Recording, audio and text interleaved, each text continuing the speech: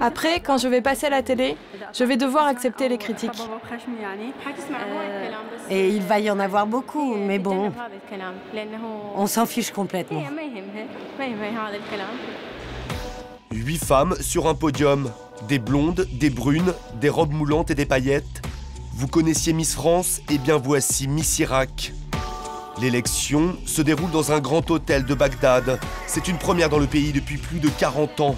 La dernière Miss Irak, c'était elle, en 1972. Miss Iraq.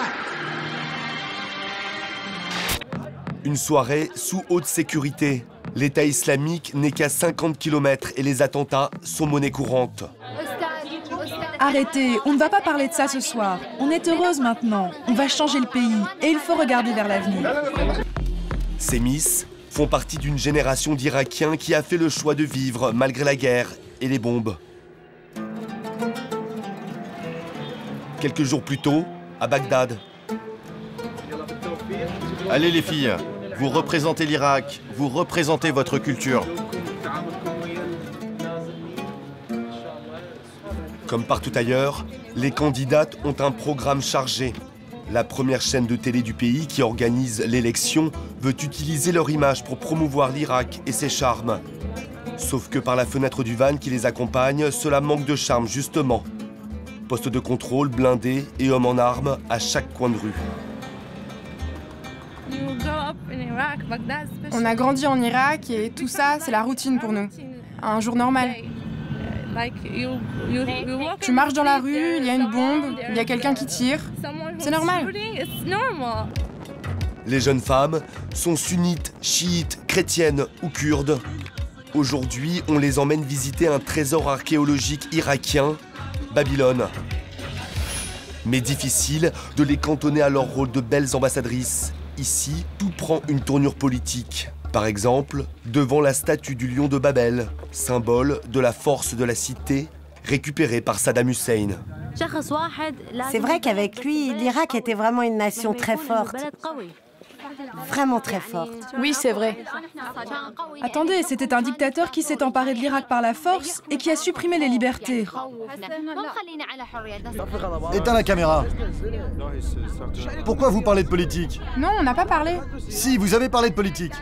Il nous a juste demandé si l'Irak était plus fort maintenant ou avant. Et on a juste répondu.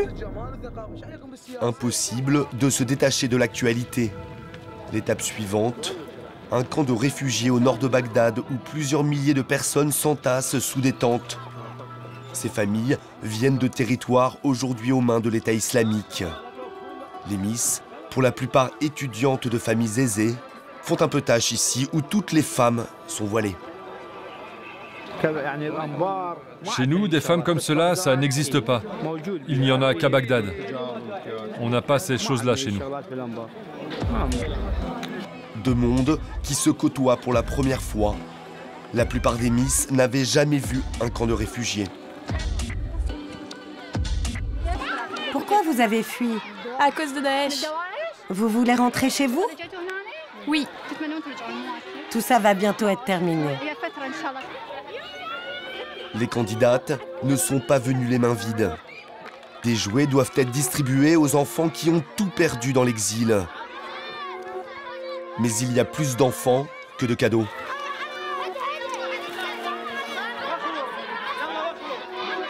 Les Miss sont dépassés et les petits déprimés.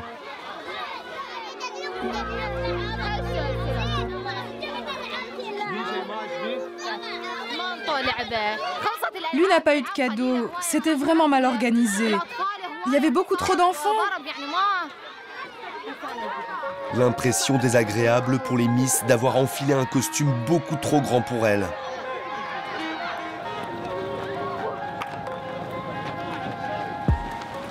Le lendemain, nous retrouvons l'une d'entre elles à l'université de Bagdad.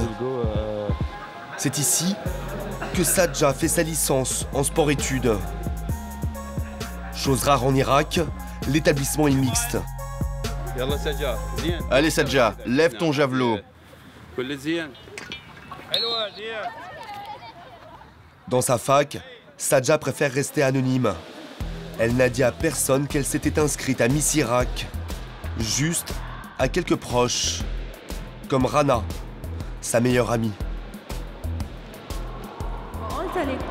Après, quand je vais passer à la télé, je vais devoir accepter les critiques. Et il va y en avoir beaucoup, mais bon, on s'en fiche complètement. Sadja ne s'expose pas seulement aux critiques. Si elle remporte le concours, elle risque beaucoup plus gros. Ici, les religieux n'acceptent aucune offense à leur vision de la foi. Nous sommes à la mosquée Al-Qadamiyya, l'un des lieux les plus saints de l'islam chiite. Les imams que nous rencontrons se présentent comme tolérants, mais à certaines conditions. Non, nous ne sommes pas contre l'élection de Miss Irak, mais c'est juste la manière de faire qui nous dérange. Il ne faut pas que les femmes défilent devant des hommes. Et aussi, il faudrait qu'elles portent un voile intégral, que ce soit pour Miss Irak ou n'importe quel autre concours. Voile noir contre robe à paillettes. Les Miss ont choisi leur camp. Derniers essayages quelques heures avant la cérémonie.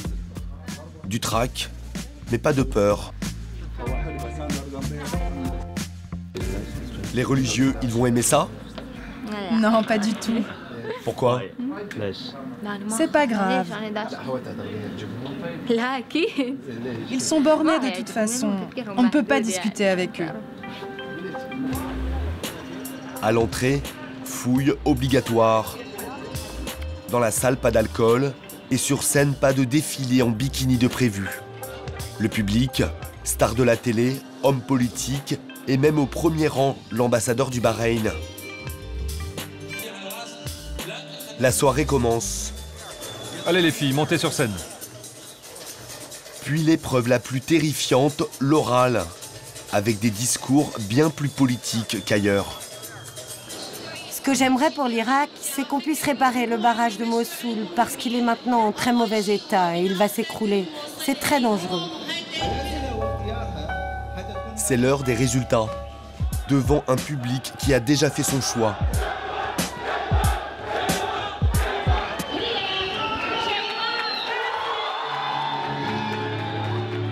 Un triomphe en musique, la jeune Kurde représentera le pays à Miss Univers.